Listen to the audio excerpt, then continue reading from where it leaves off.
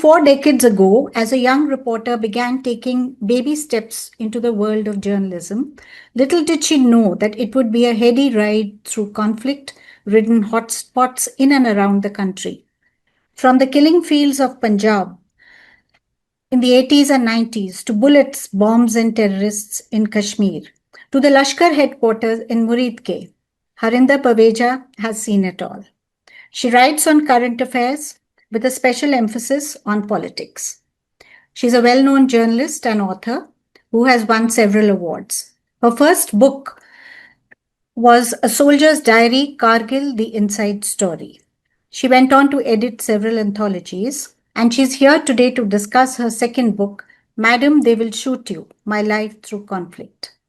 Welcome to the bookshelf at the Tribune. I'm Chander Suta Dogra. Let's begin with Punjab, where you covered terrorism in the 80s and reported on the aftermath of Operation Blue Star. It's a wound that hasn't completely healed. And scratch the surface in Punjab, and the anger and frustration comes bubbling out. You are yourself a Sikh. Tell us how you felt when you entered the Sikh shrine on 19th of May 1988, just after Operation Black Thunder had ended. As you write in your book, it was defiled. Thank you for having me on the show. My book is actually called They Will Shoot You, Madam, published by Rowley Books. And yes, I was taking baby steps into the murky world of conflict. It started in 1984, which is actually one of the most catastrophic years in contemporary history, because that is the year that we saw Operation Blue Star. It was a deep wound inflicted on the psyche of the Sikh community. And, a few years later, we saw Operation Black Thunder, where once again, the same Golden Temple had been converted into a fortress by militants who were pretending to be upholders of the faith. I do want to say in the very beginning as well that I've always seen myself as a journalist, not as a woman journalist, not as a Sikh journalist, but just as a plain reporter, a storyteller. I like to dig facts. I like to interview people. I like to go into the sociology and psychology of violence. In the beginning, I may have made a few errors by focusing on, the number of terrorists being killed or the number of innocent lives being taken, the number of weapons being, retrieved. But violence and conflict is really about its sociology and its psychology. Why does it take root? How does it take root? Bhindranwale, for some reason, mistaken reason, was able to convince a large swathe of the Punjab population that he was speaking a language that they wanted to hear at that particular moment in time. Operation Blue Star continues to remain a wound. And you asked me a question on Black Thunder. Perhaps KPS Gill had taken over then as the Director General of Police. So unlike Blue Star, which was an operation handled by the Army, Black Thunder was being handled by the National Security Guard commandos who had flown in from Delhi, and KPS Gill was very much in charge of that operation. So he actually used the telephone lines as a form of communication, which wasn't used in 1984. And he and the administration were in constant conversation with the militants who had converted the Golden Temple into a fortress for the second time. So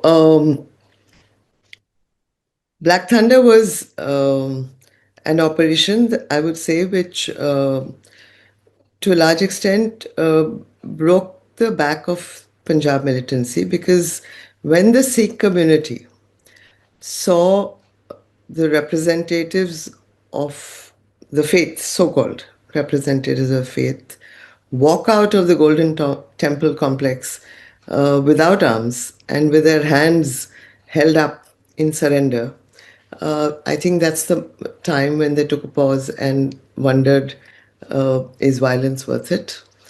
You know, is this the way to deal with the wounds that we feel within us? Um, and patience and tenacity are two great assets for journalists. After the terrorists had come out, holding their arms up in surrender, a few of us hung around the complex and were able to convince KPS Gill to allow us to go in to see what had happened within the Golden Temple complex.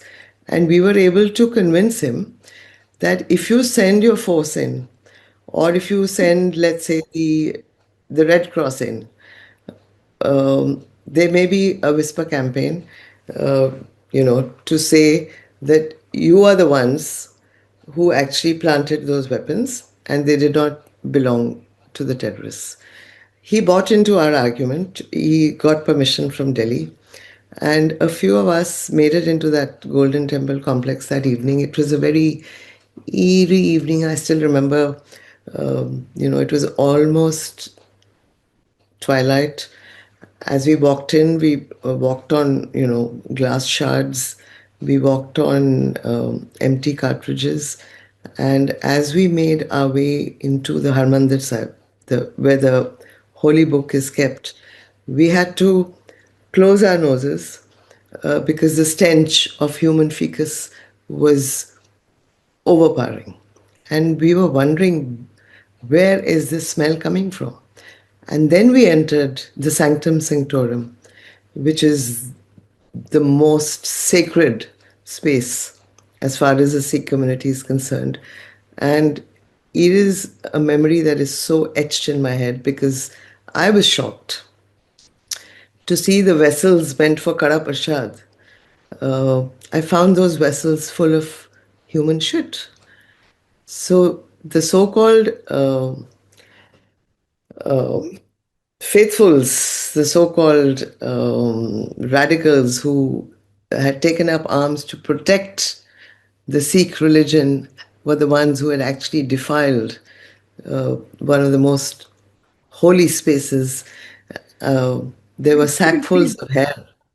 And we were wondering why are there sackfuls of hair next to the Granth Sahib? And then the penny dropped, and we realized that the same faithfuls had actually cut their hair in an effort to disguise their identity. We saw torture implements, we saw leather belts, we saw iron rods, we saw liquor pouches, we saw everything that one does not expect to see in a place of worship. And then, of course, as we know, um, body parts, severed heads, they all came out of the mounds of, Malba that were lying on the side. And the Golden Temple had actually been converted into a den of vice, as I had written for the Sunday Observer when I was posted in Punjab. That's when I covered Black Thunder. Talking about KPS Gill's police force, you've written that he believed in eliminating the terrorists and not really putting them through the process of the law. And your book talks about an instance where you found that bodies were, or the terrorists were tied to boulders and thrown into rivers. Now, these things are still talked about in Punjab today, and cases of fake encounters they resonate in the courts in Punjab. This is a very controversial aspect of those times, which is still alive. Would you like to talk about it?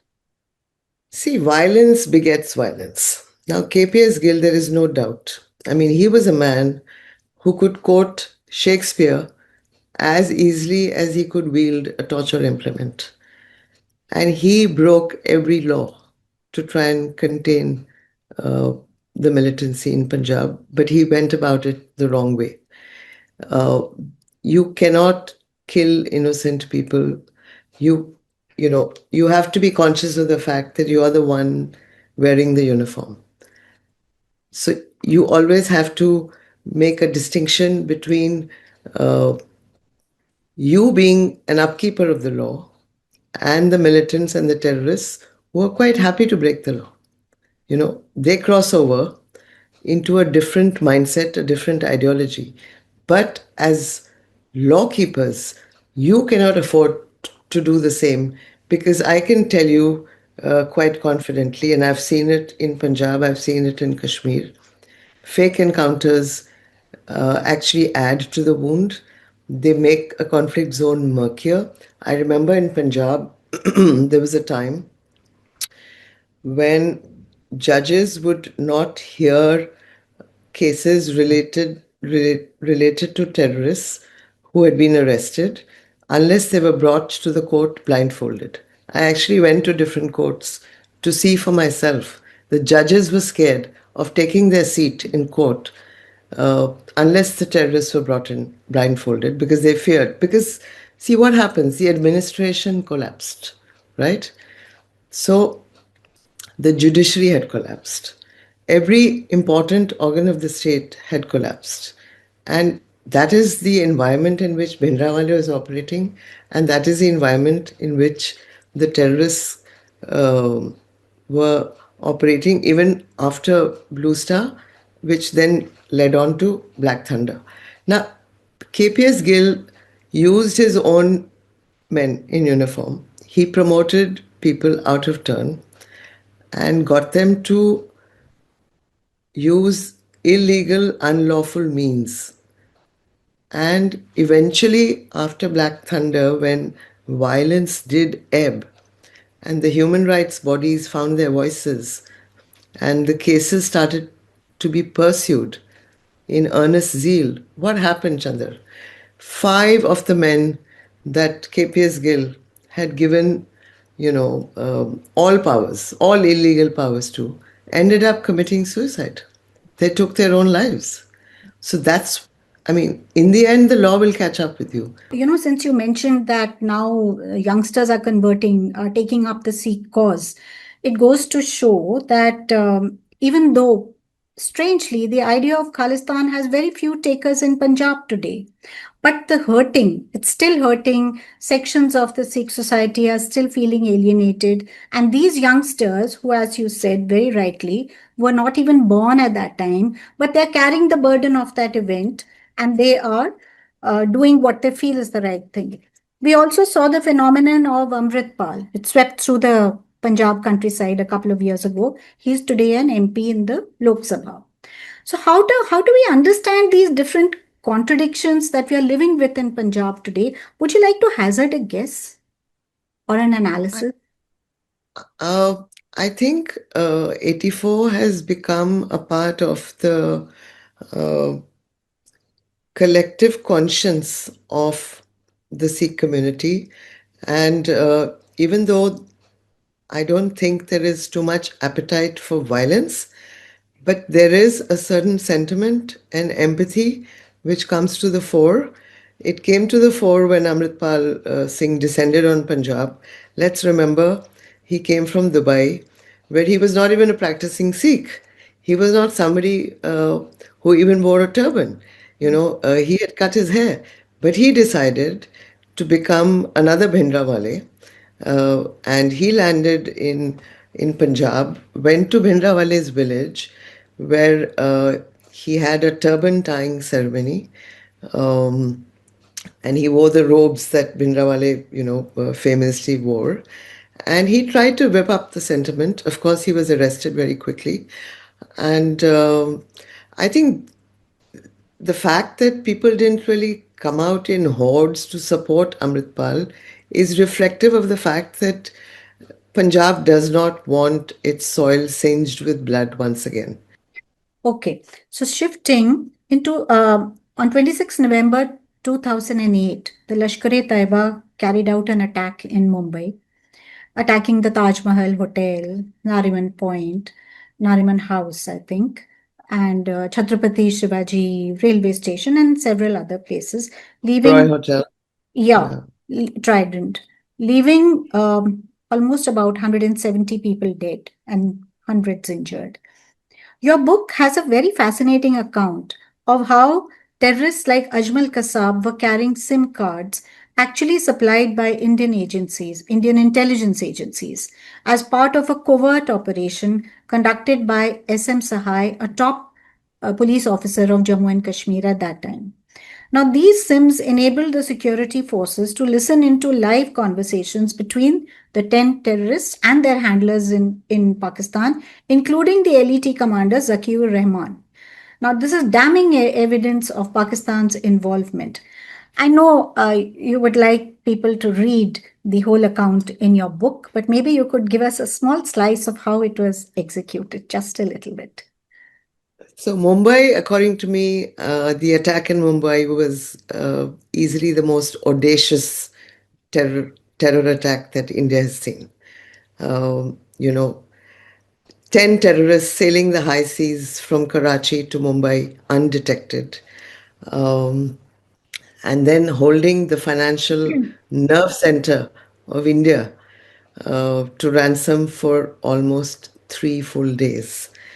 Uh, you're referring to the operation by SM Sahai.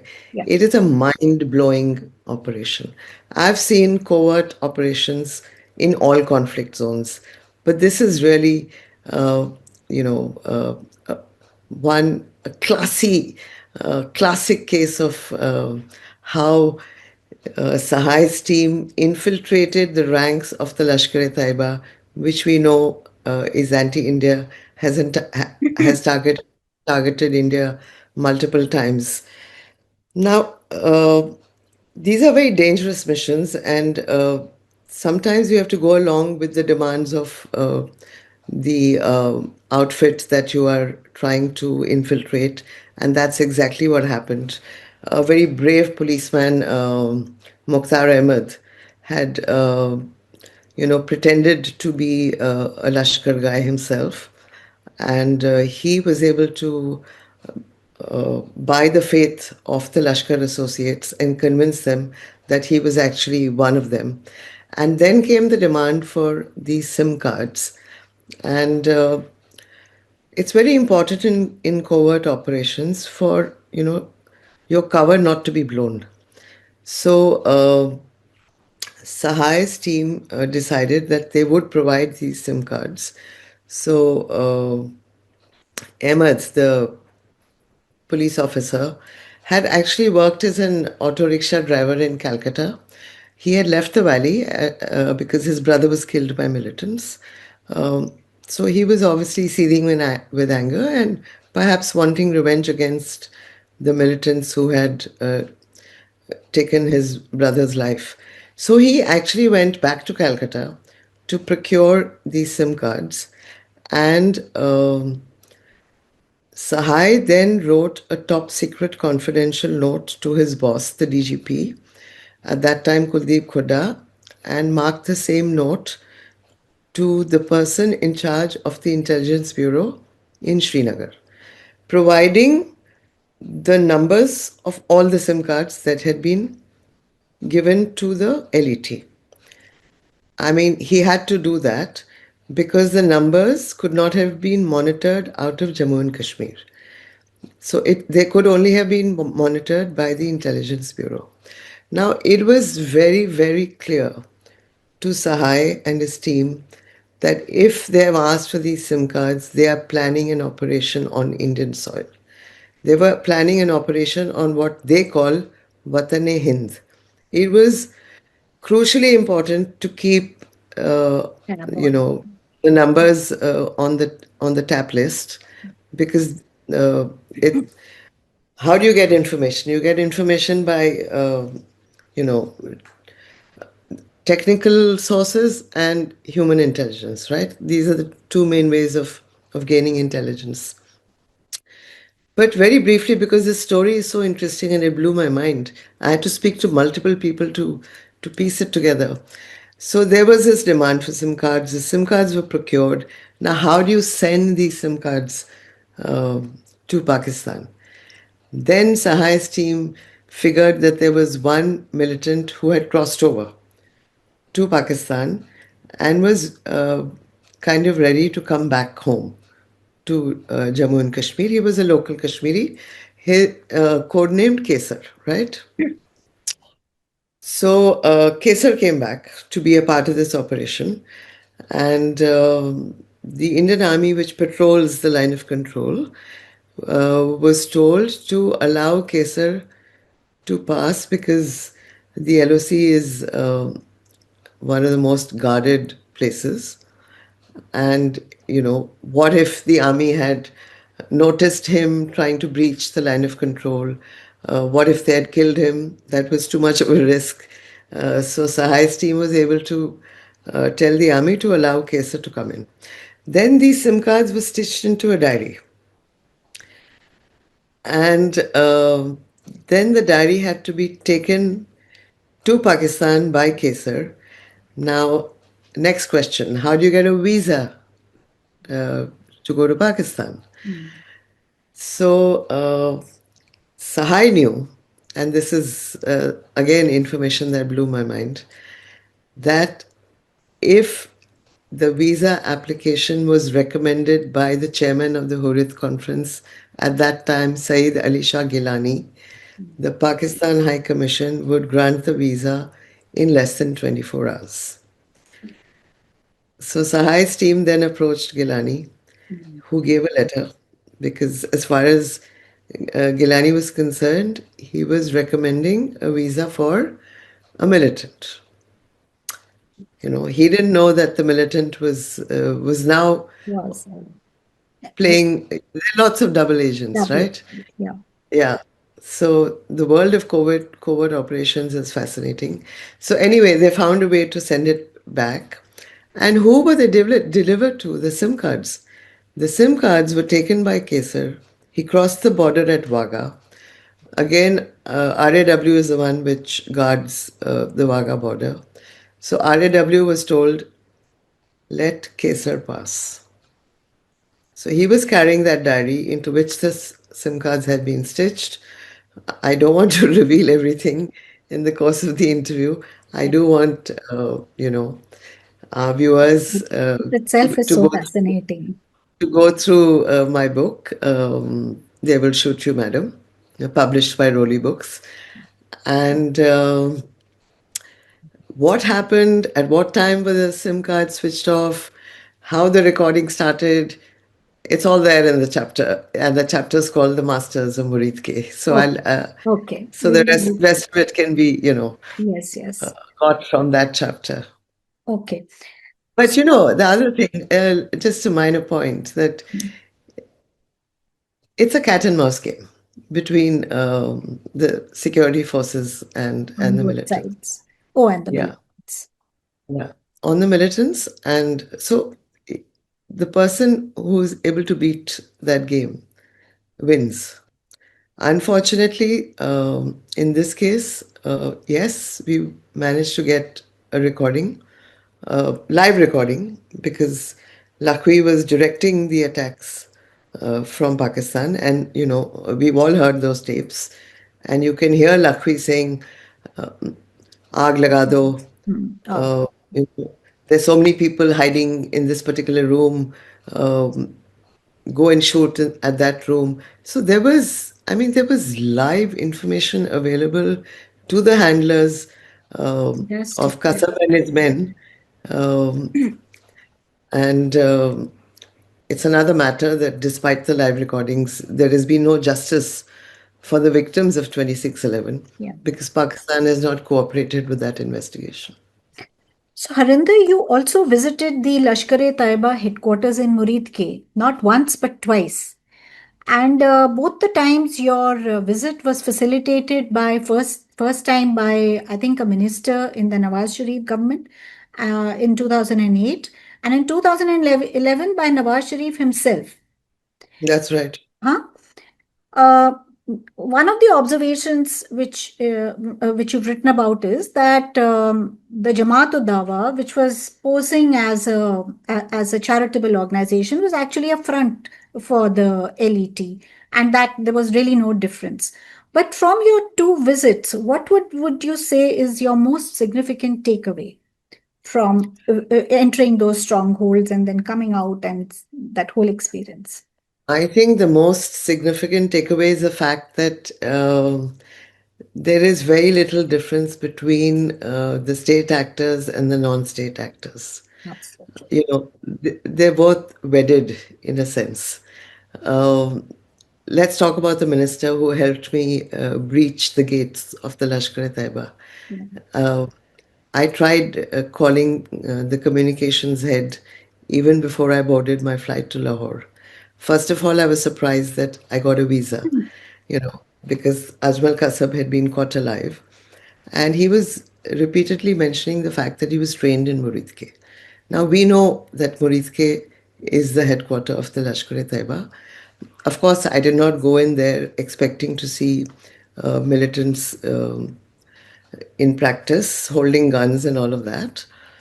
But the linkages between the government in Pakistan, whether it was the minister or then the Prime Minister Nawaz Sharif, uh, and the ISI and the Lashkar-e-Taiba, and now, of course, also the Jaish-e-Mohammed. I mean, to me, that was the most fascinating insight, which I was able to see firsthand. Because, if I had tried to go and walk up to the gates of Muridke on my own, there is no way those gates would have opened. Never, never. They opened only because I made contact and I made sure. And again, it's in the book. Now, who was my guide and mentor who took me there? Yeah. It was Hafiz Saeed's son in law Yes. on both accounts, on both my visits. Mm. And I mean, I don't think Hafiz Saeed needs an introduction. He's the head of Wanted. the Lashkar-e-Taiba. Yeah. And the second visit was also very interesting because by then there was this furor, international furor over what had happened in Mumbai. Let's not forget 5 Americans had been killed as well. Um, it was not only Indians who were killed in Mumbai during the 2008 3-day siege. There were foreigners killed as well. And there was so much international pressure on Pakistan. At one point, Pakistan announced that they had handed over that complex in Muridke to a caretaker who was a government official. So when I went for the second time, again, Hafiz Said's son-in-law was my Guide. guide. Yes. And I saw the caretaker, a government officer, saluting the guide. And the gates opened not because the caretaker gave me permission to go in. Mm. They opened because Hafiz Said's son-in-law ensured Mm. that the men at the gate, well armed with AK-47s, the minute they saw him, they saluted him, and the gates of Muridke opened. You've also explored and covered the Kashmir fault line. It's your favorite story. In some ways, your beat, so to say. You keep going back again and again to Kashmir. Many Indian prime ministers have made efforts. I think Dr. Manmohan Singh came very close to bringing about some kind of a resolution. And there seems to be a sentiment within Kashmir now to reach out to India, almost as if they are desperate to be healed and to be given a kind of a caring touch, to be owned by India as such. But what do you think prevents government after government from not doing so? We know that these are the right answers. This is how you have to bring the state back into emotionally back into the Indian fold. I do remember in 2011 there was this corps commander in the heading the 15 Corps in Badami Bagh, Lieutenant General Hasnain, a Muslim. And being a army commander, the way he reached out to Kashmiris at that time, it was stunning, so to say.